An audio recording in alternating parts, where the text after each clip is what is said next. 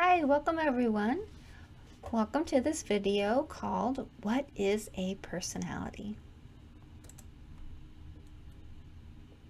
So, personality, it's a word, so it has a definition, or it has definitions, actually is probably a better way to say it. And let's go ahead and just maybe look at some of these definitions for the word personality.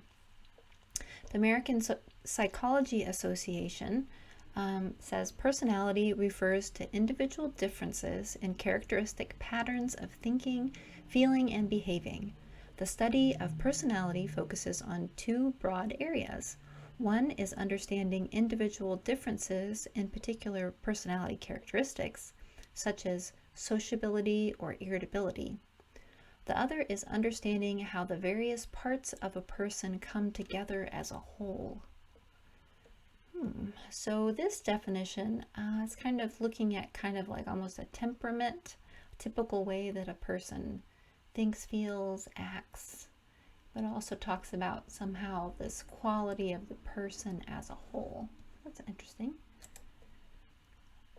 All right, what we have next here is Carl Jung, who is Swiss, was the Swiss founder of analytical psychology.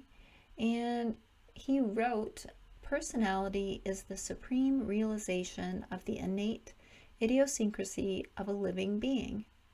It is an act of high courage flung in the face of life, the absolute affirmation of all that constitutes the individual, the most successful adaptation to the universal conditions of existence, coupled with the greatest possible freedom for self-determination. So quite an interesting mouthful, bit more philosophical than the first definition. And this one, honestly, I don't know that Jung was necessarily explicitly like, this is the definition of personality. It's just, maybe pontificating about it. But it does point to kind of almost the numinous quality of it. Like it's an act of high courage flung in the face of life, the absolute affirmation of all that constitutes the individual. I mean, it's quite a grand way of looking at the personality. So let's see, what do we have? It's another way of looking at it. So this is what I went ahead and wrote out for triplex, a definition, just throwing it in the mix here. So triplex, this is a possible definition for personality, a mystery, the experience of me.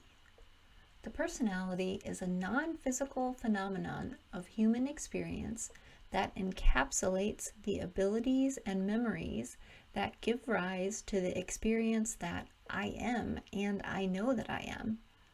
The personality perceives a model of experience which includes sensations received from the physical body and recollected or imagined sensations from within the boundary of the personality.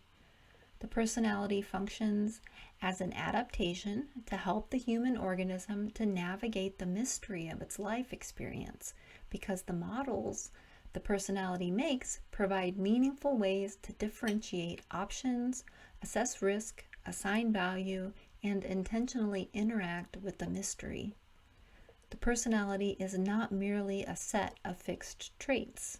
The personality can expand and learn new skills, make adaptations in terms of how it makes meaning from its perceptions, including how it perceives itself, and change the boundary of what it identifies with as me. So that's offered up as another possible definition.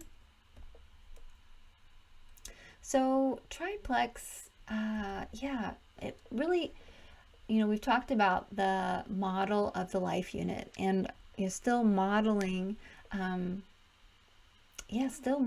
personality as a life unit, something that has a boundary. Well, where is the boundary, or what is the boundary of the personality? And these are actually really big questions. But here I'd like to go ahead and share one model that provides a kind of like a possible way of viewing the boundary of the personality, or at least the boundary of the self. And this is the model that is the orientation, or denoted the orientation association area. And this is kind of an area that's in the lower posterior section of the parietal lobe of the brain. And this is area is responsible for orienting the body in three-dimensional space. And one of the researchers who's come up with this orientation, or very much researched and documented this orientation association area, Andrew Newberg, talks about how it's his opinion that this area actually draws a line in a way between the self and the rest of the world. Not really just the body, but actually a line around the self. And his ideas come from some SPECT scans that the researchers have done, or his group did. Let me see if I can just pull this up here. So neuroscientist Andrew Newberg and University of Pennsylvania neuropsychologist Eugene D'Aquili have investigated meditators experiencing a state of oneness. That's a dissolved sense of self. In these deep contemplative states, Tibetan Buddhists report absolute unitary being, or the feeling of becoming one with everything. And Franciscan nuns describe feeling oneness with God's love.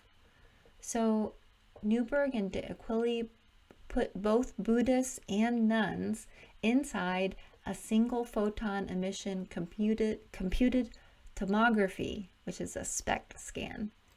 And they tried to figure out whether there was some sort of biological explanation beneath these mystical experiences of merging with the entire universe. And it turns out that during the moments of deep meditation, something was happening in the parietal lobes of the meditators. The parietal lobe, it's a portion of the brain that helps us to orient ourselves in space. Newberg and D'Aquili call this part of the brain the Orientation Association Matrix, or the OAA. When functioning normally, the OAA is a navigation system. It judges angles and distances, maps course trajectories, and keeps track of our body's exact location. To do this last part, it has to produce a boundary line and keep track of where our bodies are exactly between us and not us. So, in other words, a division between us and the rest of the universe.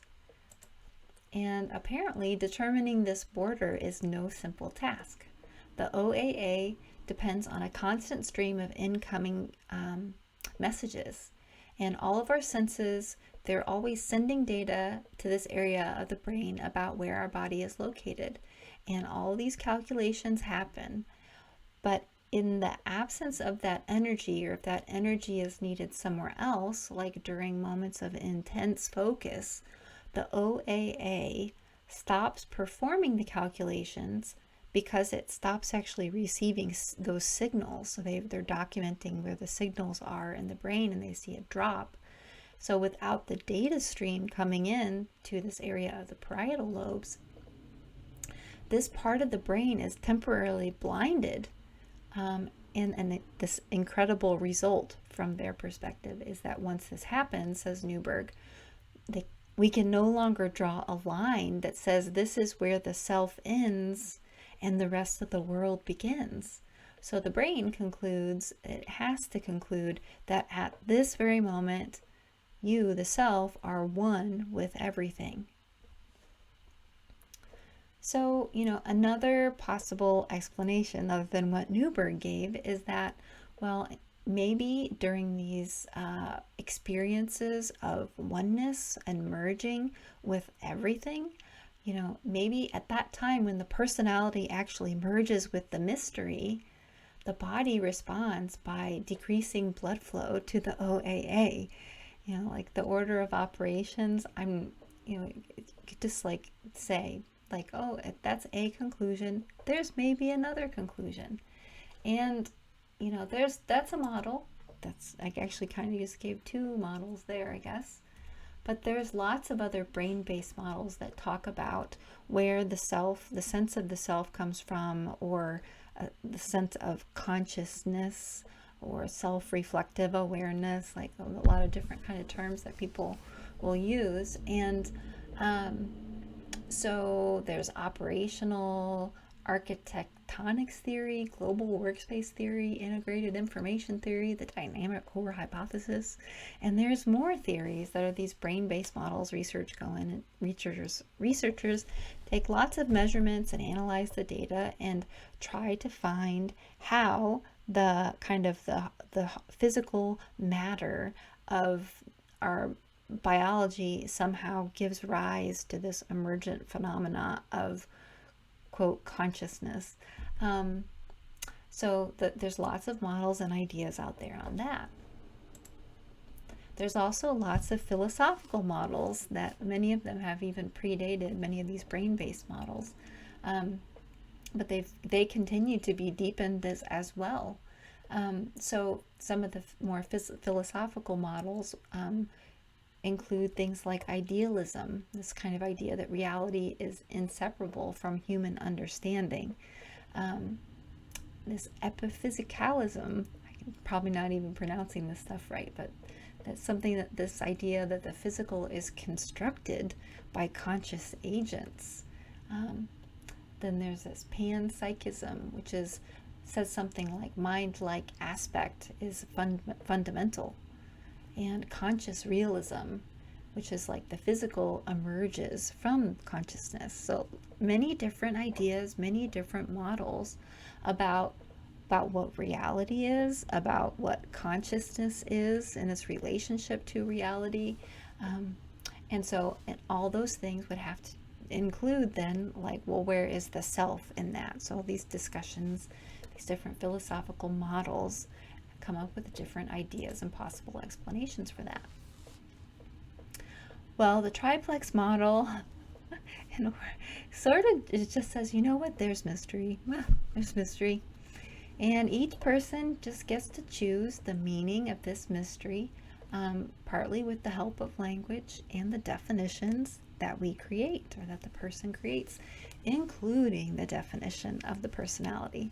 So I put forth a definition of personality through the triplex definition into the mix, but I would ask you the same question. What is a personality? All right. Well, that's the little discussion on personality, and hope you enjoyed it, and hope you are having a wonderful week. All right, take care, everyone. Bye for now.